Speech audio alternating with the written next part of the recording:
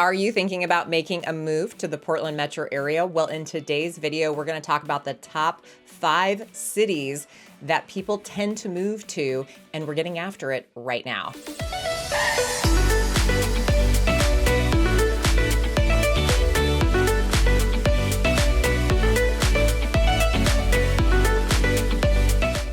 If this is your first time to the channel and you want to know everything there is to know about living in the greater Portland metro area, then make sure that you click that subscribe button and tap that notification bell so that you can be the first to know about everything happening in the market. I'm Ann Stewart, and this is Erica Hagfirst. We are your go-to gals if you're making that move to the Portland metro area. All of our contact information is in our description below. Hit us up. Let's jump on a call, send us a text, or shoot us an email, and we will get in touch with you and talk about making your move to Portland smooth. So we're getting after this today. We're talking about the top 5 cities that people tend to move to. Maybe they've done some research before they came to our area. Maybe they're getting a job and they need to be close in proximity. You know, there's all kinds of reasons why people move here and choose particular areas, but we're going to go after 5 that we see on the regular all the time that people move to, or at least come in and ask about and want to understand it better because they're trying to decide, and this might be kind of where you're at, where do you move to? The first city, and you probably have heard of it, is called Lake Oswego. Ooh. It is what we call our Bougie. Beverly Hills. Bougie.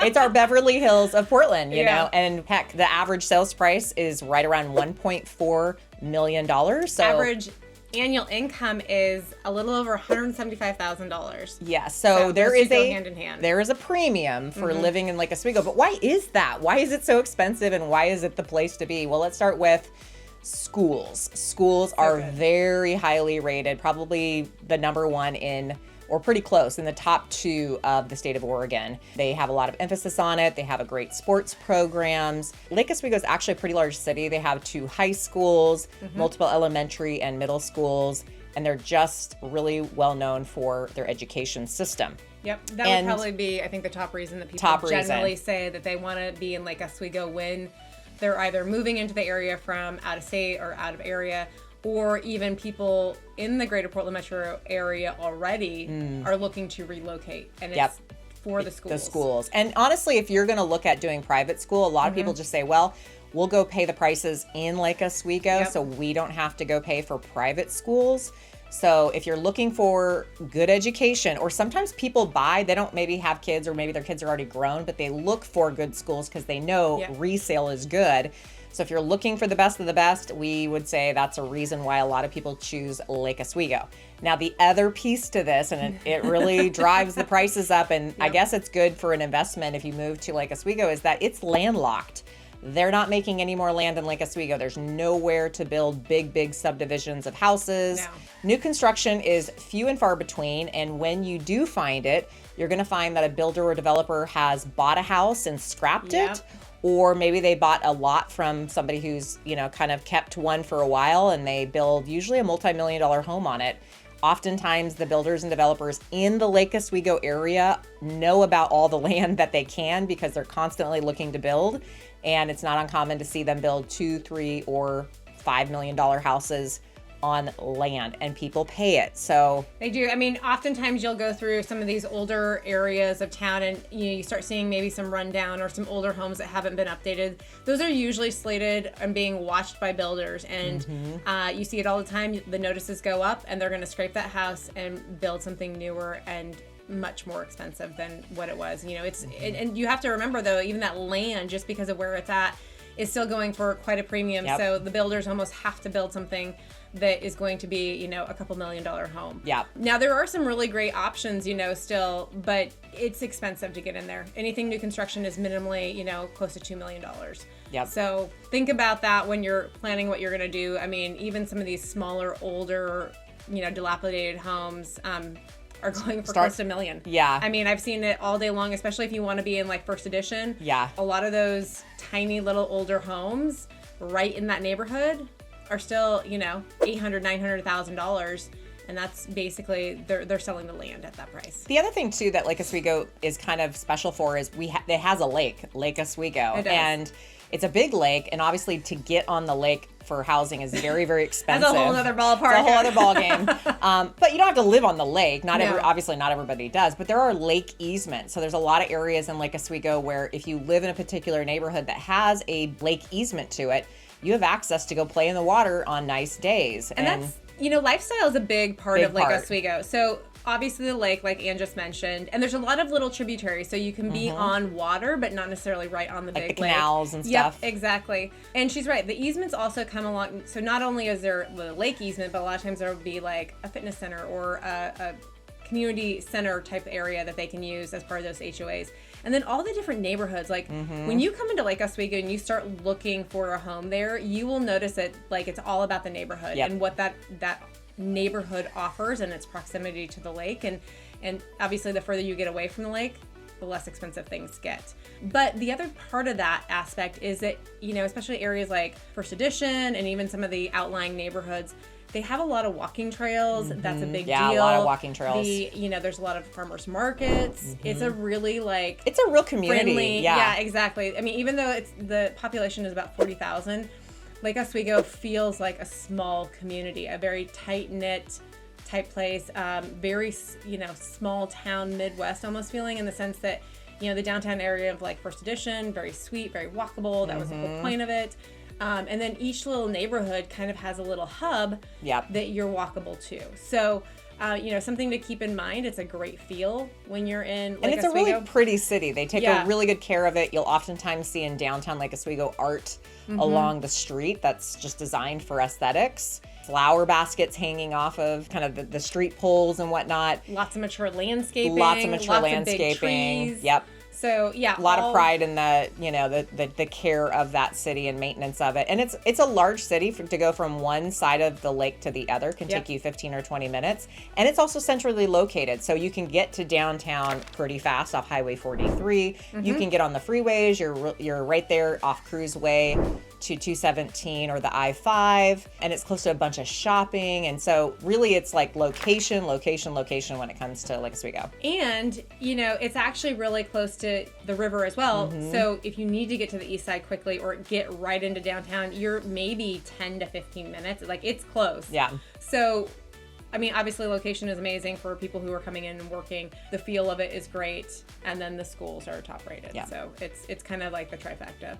All right, city number 2 that a lot of people request to buy a home in is West Linn, Oregon. West Linn is very similar to Lake Oswego. We often call it the little brother to Lake Oswego because it's right next door to Lake Oswego. And sometimes when you transition into West Linn, you don't even know that you've gone from Lake Oswego to West Linn. Now, there are some differences, and the big one is the price. As we mentioned before, Lake Oswego is at $1.4 million as the average sales price. When you get to West Linn, it's a little better. It's about right around $1 million to just under $1 million. Yeah. So you can find a lot more inventory in the lower price points if you need to, depending on location. It's more, in my opinion, of a bedroom community. I actually grew up in West Linn. There's not as much shopping as Lake Oswego. It's not, not a ton of options in that way. I generally recommend, because of the proximity, it's still so close, that if people are wanting to be in Lake Oswego but maybe can't afford it, or the inventory is not there for them, then West Linn is usually the next best choice. Their schools are still really highly good. rated, and so you're not missing out on that aspect of it, but it's going to be a lot more affordable. It's not going to be as personable. I don't find, there is a very small area called Willamette that is technically part of West Linn that does have a very small town, like cute Feel Main to it, Street walkable. feel to it, very walkable. But the rest of West Linn, for the most part, is not that.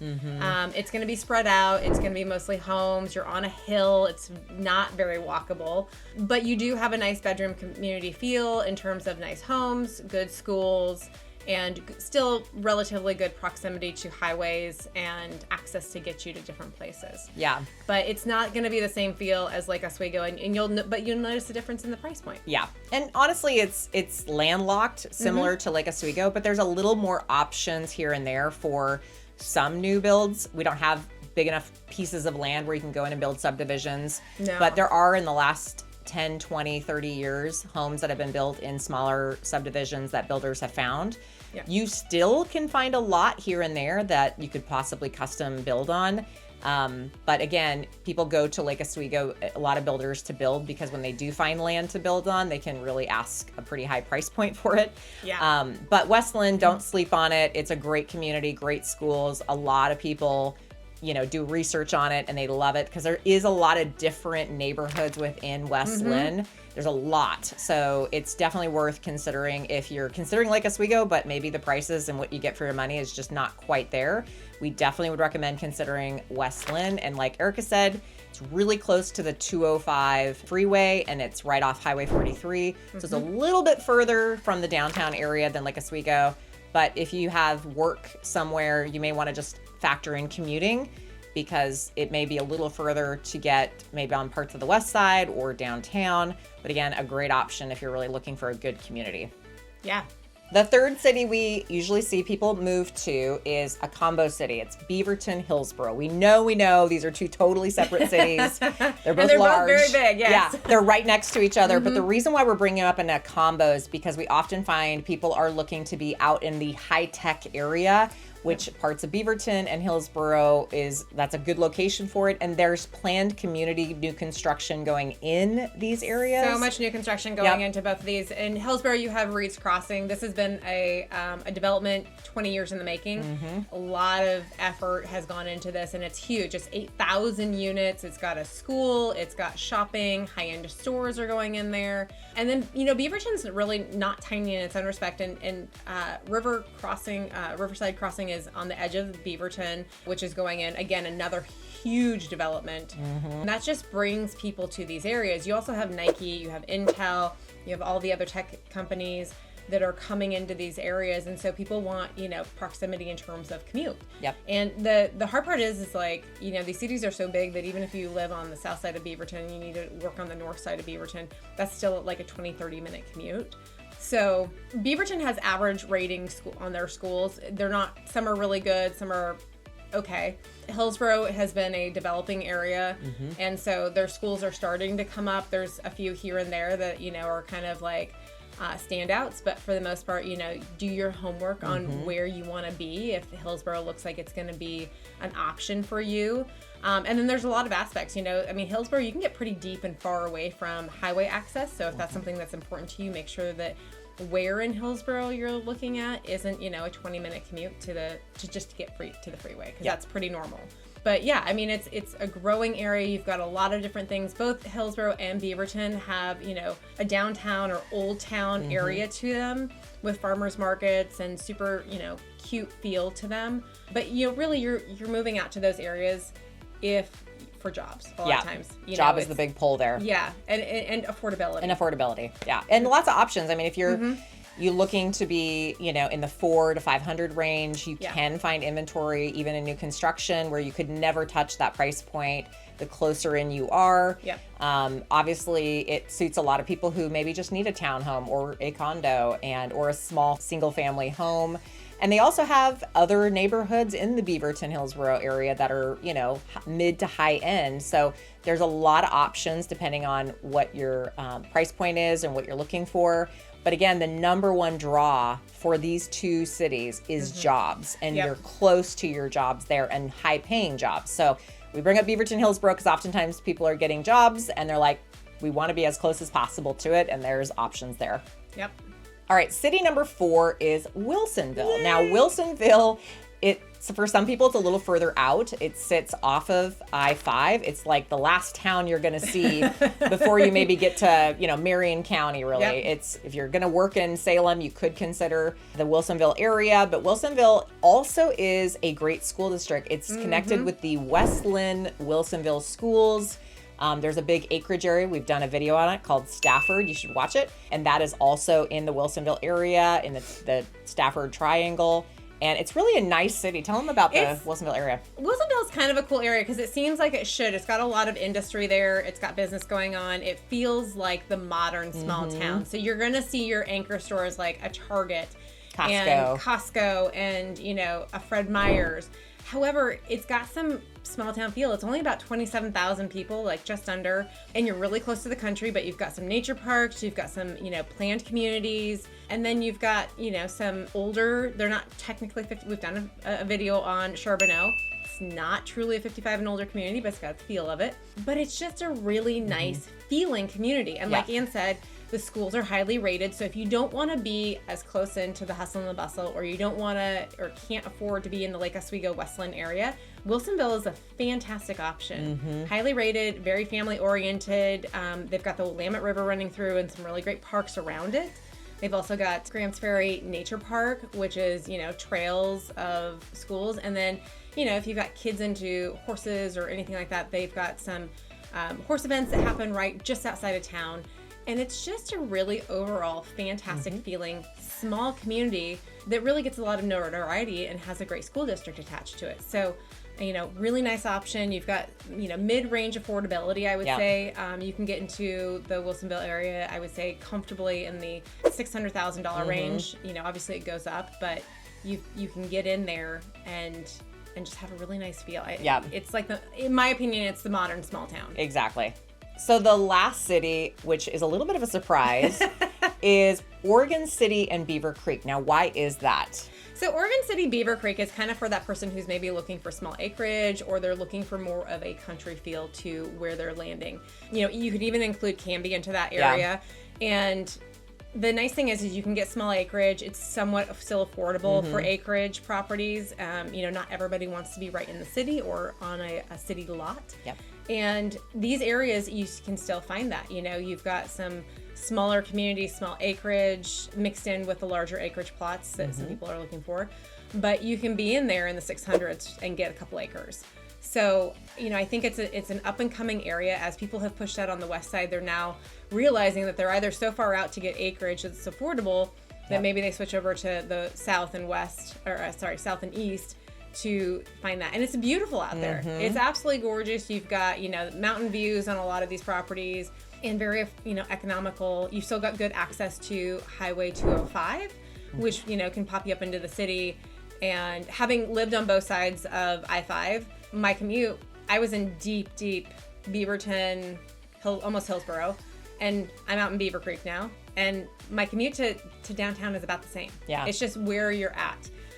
So for those of us, so the buyers that come to us that say, hey, we want to have a shop or be able to build a shop, we want just a little bit of acreage, we want privacy, or we want like a hobby farm, the best area affordability wise is that Oregon City Beavercreek location. Like Erica said, we find great values out there for people all the time, depending on, of course, on what you're looking for. It's just a great option for people to consider. There is just a variety of types of acreage depending on the utility of what you're looking for. So if you're moving to Portland and you're looking for that privacy, you're looking for, you know, having those, you know, outbuildings, a little more space, that kind of thing, we can easily find it in an affordable range out in those locations. So we do get a lot of people that move here for acreage, and that's where they typically go. It certainly is. So thanks for watching our video today on the 5 cities people tend to move into when they make their move to Portland. If you think we missed one, or you'd like to add one, or hey, you have more questions about the ones we brought up or others, all of our information is in that description below. Reach out to us. Don't be shy. We love getting the calls and the texts from you guys on making a move out here and trying to understand, you know, where you should fit into the Portland metro area. And we will see you on the next video. Bye.